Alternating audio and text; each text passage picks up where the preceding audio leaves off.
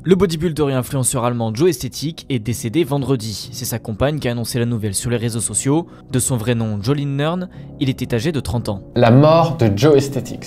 Alors je sais qu'en faisant cette vidéo, on risque de me reprocher d'être opportuniste et de m'approprier un événement malheureux pour faire des vues. En plus, je risque de me faire cancel du monde du fitness car je vais dénoncer certaines hypocrisies. Et pourtant, je me dis que cette vidéo, elle est nécessaire pour parler d'une bonne fois pour toutes, en tout cas dans ma chaîne, du danger des stéroïdes. Tant pis, j'assume. Car le sujet dont je vais te parler aujourd'hui mérite d'être vu et mérite d'être partagé. Voici comment cette vidéo va se dérouler. J'ai prévu 3 parties. La première, quel type de personnes prennent des stéroïdes. Dans la deuxième partie, je vais te parler des risques des stéroïdes sur la santé. Et dans la troisième, je vais dénoncer quelques hypocrisies qui subsistent, à mon sens, dans le monde du fitness. En tout cas, reste jusqu'à la fin de cette vidéo, regarde-la en entier, car la partie la plus juteuse se trouve à la fin, mais j'ai quand même besoin de poser quelques bases au début pour que le raisonnement se tienne. Et d'ailleurs, abonne-toi et clique sur la petite cloche pour recevoir nos prochaines vidéos. Alors, première partie, qui prend des stéroïdes aujourd'hui dans le monde ?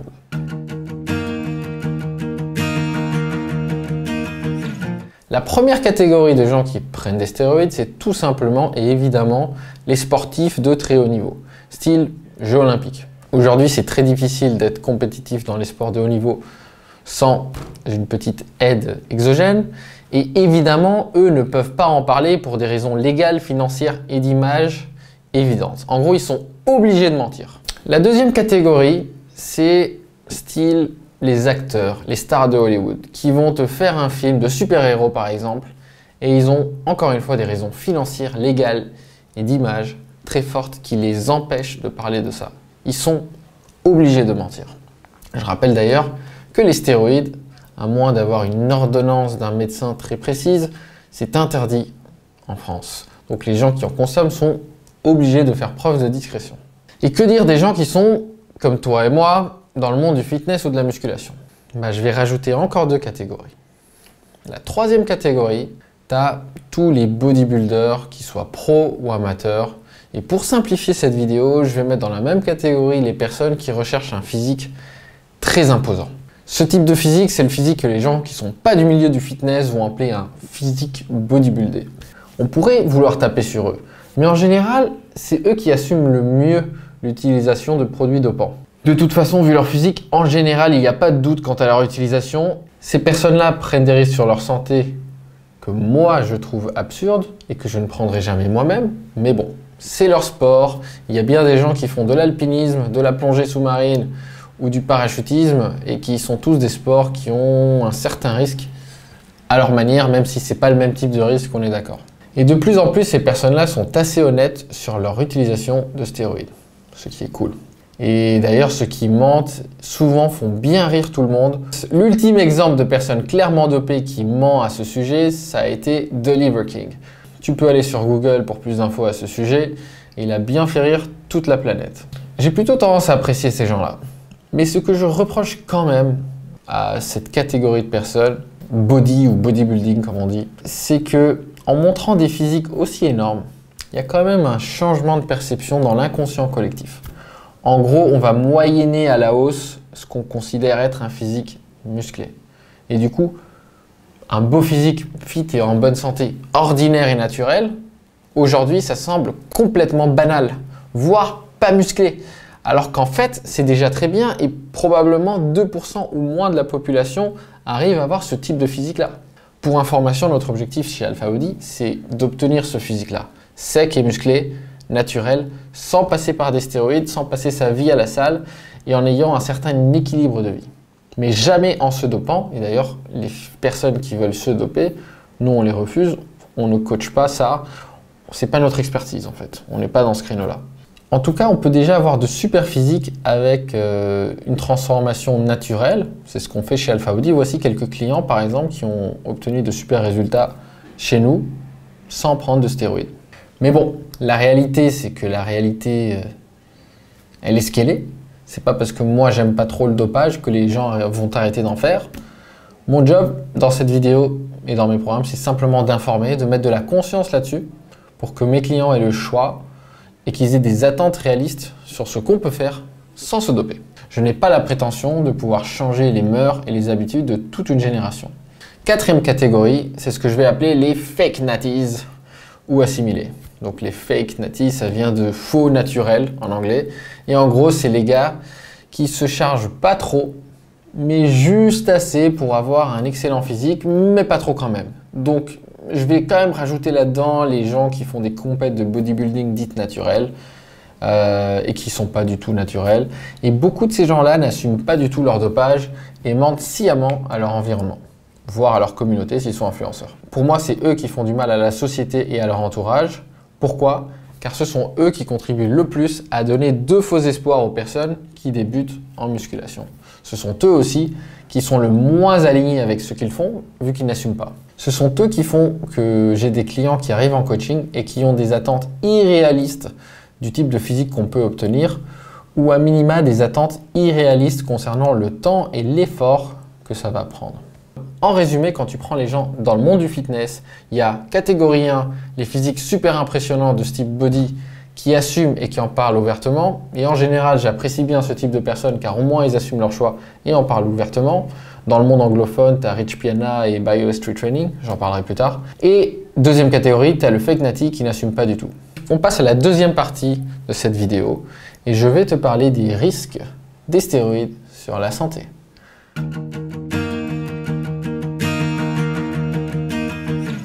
Voici une liste non exhaustive renseignée par des études que je vais te mettre en commentaire et dans l'image de la vidéo. Premier risque, le plus important, le plus connu, ce sont les problèmes cardiovasculaires. Les stéroïdes anabolisants peuvent augmenter le risque de maladies cardiovasculaires. Une étude dans le journal Circulation a démontré un lien entre l'utilisation de stéroïdes anabolisants et de maladies cardiovasculaires. Je te mets le lien en bas.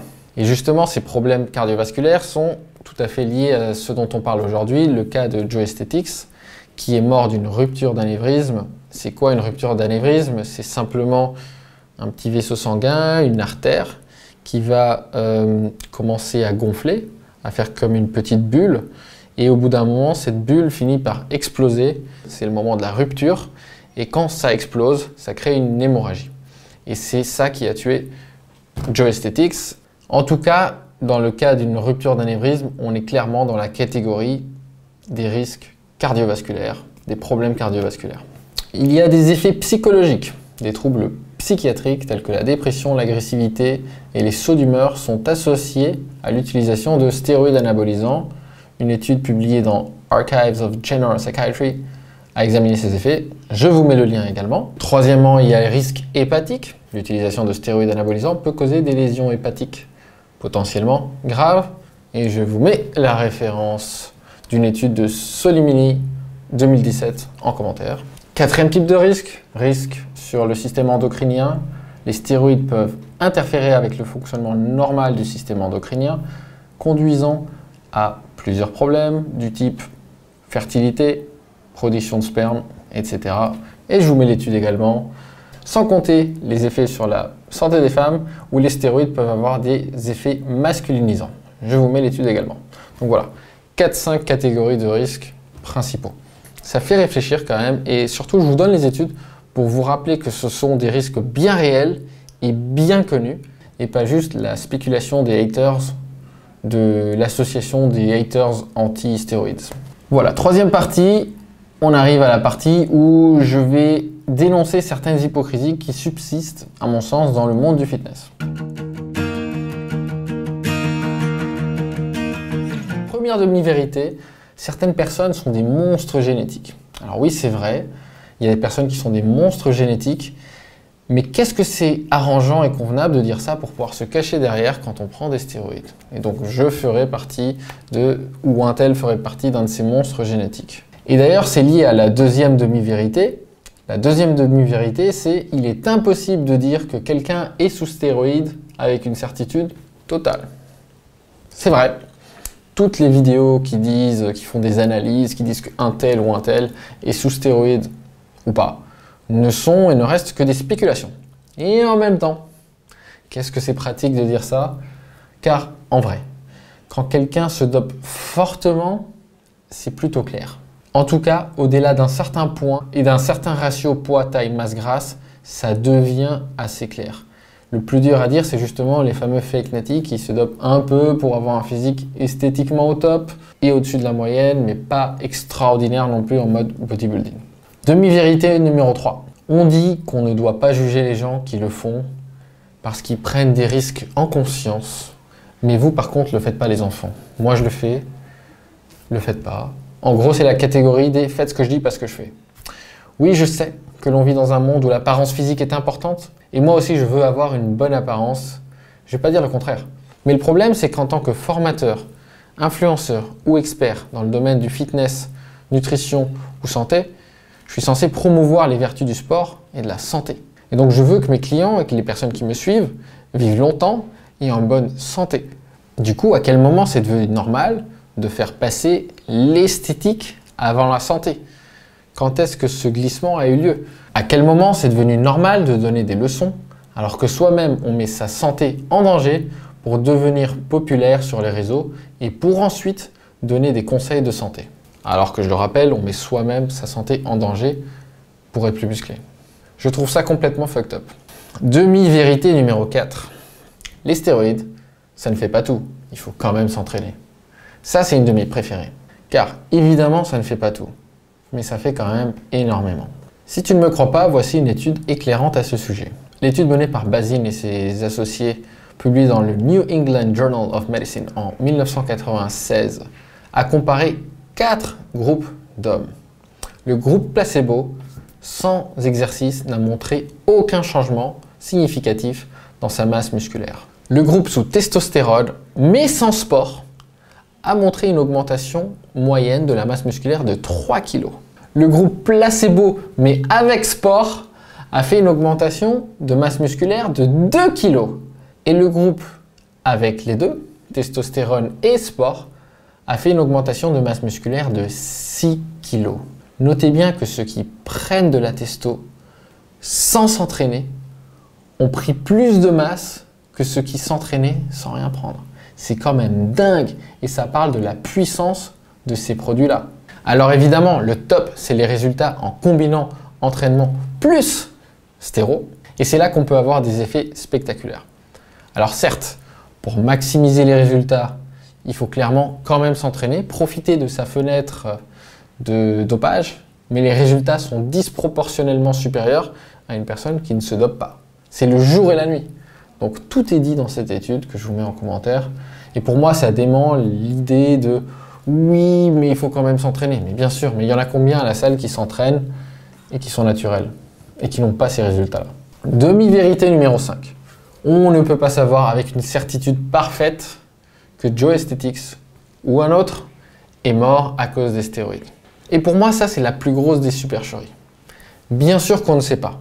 Et on ne saura probablement pas la cause exacte de son décès. Et bien sûr que je ne peux pas, moi, avec ma petite caméra, affirmer catégoriquement que la cause, c'est les stéroïdes. Mais au bout d'un moment, il n'y a pas de fumée sans feu. Ne faisons pas les niais. Le mec a 30 ans. Il prend énormément de stéroïdes et il est mort d'un anévrisme, qui est un problème cardiovasculaire, qui est justement l'un des problèmes qui sont accentués par la prise de stéroïdes. Donc au bout d'un moment, allô, réveillez-vous. Il y a aussi un bodybuilder qui s'appelait Rich Piana, qui a une super chaîne YouTube, j'adorais ses vidéos. Il est mort en 2017 à 46 ans et il affirmait clairement son utilisation de stéroïdes pour sa personne. Jerry Wayne Ward, créateur de la chaîne BioWare Street Training, c'est une chaîne que j'ai poncée. J'ai vraiment regardé, j'aimais beaucoup ses vidéos quand j'étais un peu plus jeune. Il est mort en 2022 à 46 ans. Ça m'a vraiment surpris et il parlait ouvertement de son utilisation de stéroïdes. Je ne pense pas qu'il s'attendait à en décéder aussi jeune et on le voit d'ailleurs quand il en parle dans ses dernières vidéos. Il a l'air encore serein quand il a 45 ans, quelques mois ou quelques années avant son décès. Et je peux te citer encore une liste non exhaustive, le fameux Ziz à 22 ans, Ben Harnett, 37 ans, George Peterson, 37 ans et bien d'autres. Et à chaque fois, on a ce truc-là, ouais, mais on peut pas dire que c'est forcément les stéroïdes, il avait peut-être des antécédents, ok. Toujours cette levée de bouclier hypocrite de dire on ne peut pas affirmer avec certitude. Mais c'est comme dire qu'un fumeur peut tout à fait avoir un cancer des poumons qui n'est pas causé par la clope. C'est vrai. Mais fumer augmente le risque de cancer des poumons. Point. Alors pourquoi jouer au loto avec ta santé? Je vais quand même mettre un warning pour ceux qui pourraient mal interpréter ma vidéo. Je ne suis en aucun cas en train de dire que Joe Aesthetics méritait bien ça et que c'est bien fait pour sa gueule et que comme ça je peux affirmer que j'avais bien raison. Au contraire, ça avait l'air d'être un type bien et je ne souhaite à personne de connaître un sort pareil, même s'il se dope. Ce que je dis, c'est que 1. On ne peut pas balayer d'un revers de la main l'hypothèse des stéroïdes juste car on n'est pas sûr. Et 2. S'il y a quelque chose de positif qu'on puisse tirer de son décès, c'est peut-être justement qu'il serait temps de cesser de minimiser les risques de ces produits dopants sous couvert de « mais on n'est pas sûr que c'est ça qui l'a tué ». Demi-vérité numéro 6. Lui en prend avec une supervision d'experts, de médecins et de personnel, donc il limite le risque. Bien sûr que si tu vas le faire et que tu vas prendre des stéroïdes de toute façon, il y a le mode débile où tu fais tout seul à la maison et il y a le mode intelligent avec une supervision médicale. Mais ne soyons pas naïfs, même avec une supervision médicale, tu joues quand même au loto avec ta santé. Donc en conclusion, du coup, la question elle se pose, je fais quoi de tout ça Nico? Prendre ou ne pas prendre des stéroïdes? Telle est la question. Si tu es athlète de haut niveau ou acteur, les motivations sont très fortes, ça peut rapporter gros. À un plus modeste niveau, si tu es coach sportif en salle, ton physique va te permettre de choper plus de clients. Personnellement, je n'approuve pas et je n'apprécie pas l'utilisation de stéroïdes, même dans ces cadres-là. Je trouve que c'est toxique pour la société, ça envoie un mauvais message, mais c'est une réalité et je la comprends parfaitement. Mais que dire si tu es simple pratiquant de musculation, de fitness et que tu veux avoir un beau physique? Moi, je pense qu'il faut vraiment que tu te questionnes sur ton intention. Quelle est mon intention? Je veux avoir un physique plus beau, plus musclé? Et pourquoi? Pourquoi je veux être si sec et si musclé? Et surtout, pourquoi je veux atteindre le résultat aussi vite sans avoir à vivre les étapes et le processus normal? Je ne suis pas ton psy, mais je pense que derrière, il y a probablement un problème d'estime de soi ou de confiance en soi, non?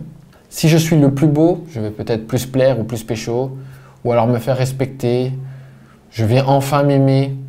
Je sais pas, ce travail-là, je peux pas le faire à ta place. Tu peux le faire seul, avec un bon coach, avec un thérapeute. Mais avant toute décision importante, il convient de se poser cette question-là. Quelle est mon intention?